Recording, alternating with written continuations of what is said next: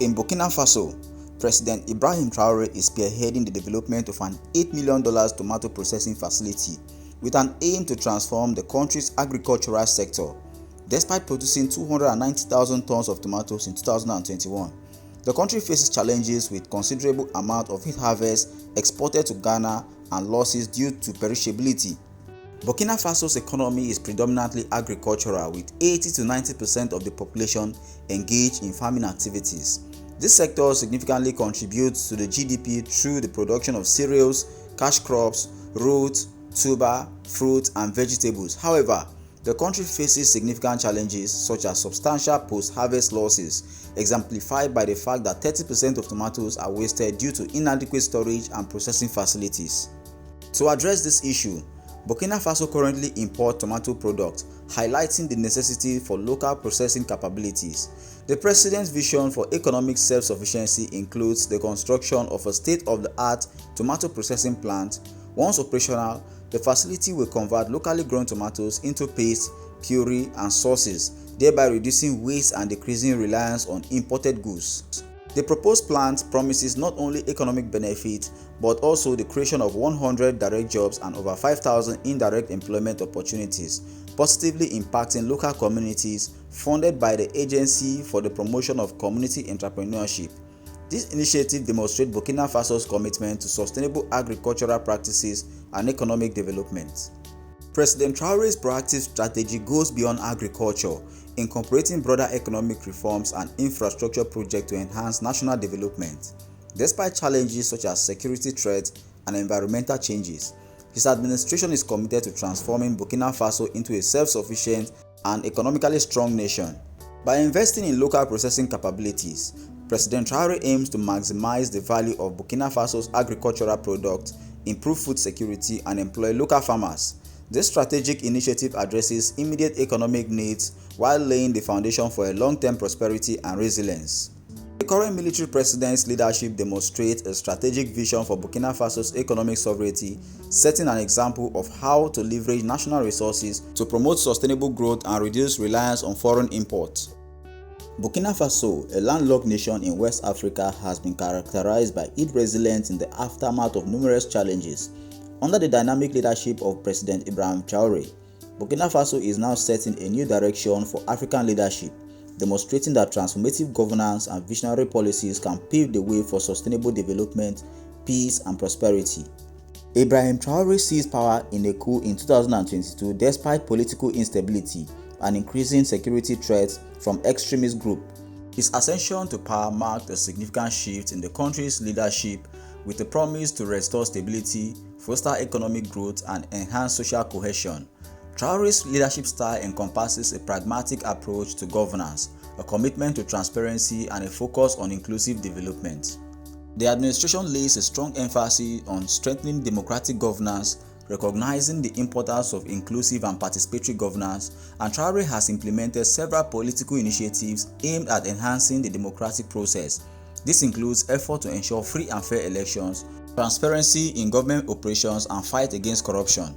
Under Traoré's leadership, Burkina Faso has witnessed the establishment of independent institutions to oversee elections and ensure accountability in public offices. These measures have not only strengthened the country's democratic framework, but also increased public trust in government as well. Ibrahim Traoré, a pragmatic leader, recently reduced ministers' and politicians' salary by 30%, whilst increasing government workers' salary by 50%. He has also refused to accept a president's salary and benefit, whilst he continues to earn his salary as a military officer each month. His economic vision for Burkina Faso is based on diversification and sustainable development.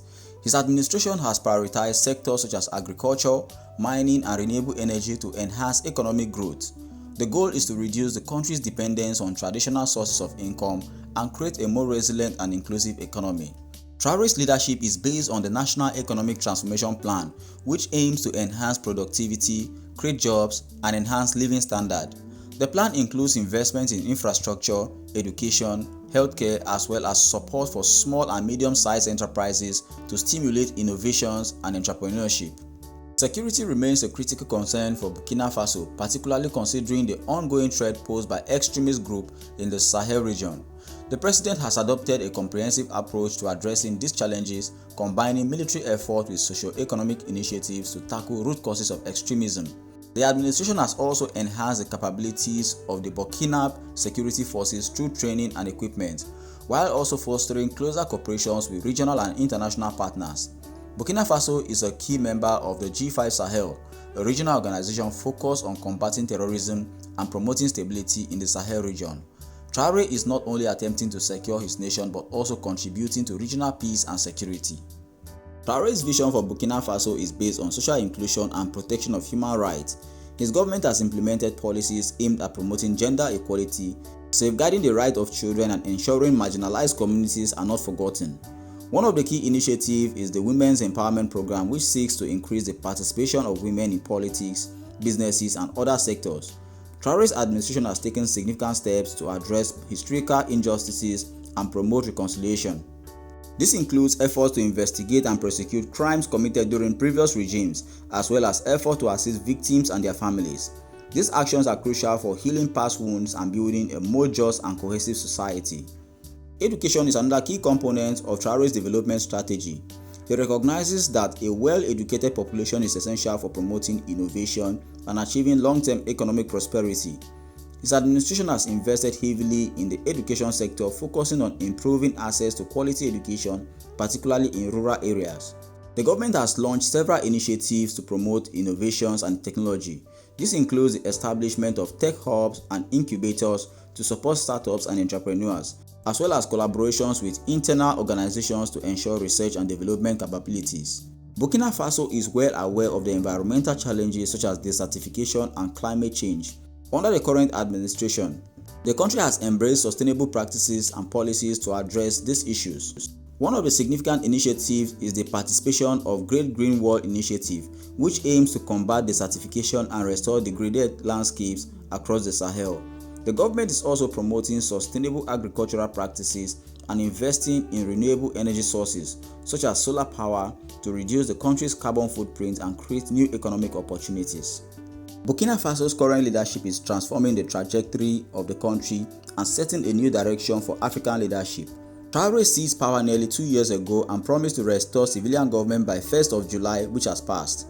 He actually fulfilled his promises by kicking off the democratic elections, but for the first time in the history of Burkina Faso, the citizens marched against the elections with a national protest of having Ibrahim Traoré continue to oversee the nation. And after due consultation, it was agreed that the current president will oversee the nation for the next 5 years. This is a strong message and a reminder for other African leaders to put the citizens first and not to be consumed with greed and selfish desires. It is therefore time for Africa to embrace innovative approaches and build an egalitarian society by rallying men and women together for a common purpose.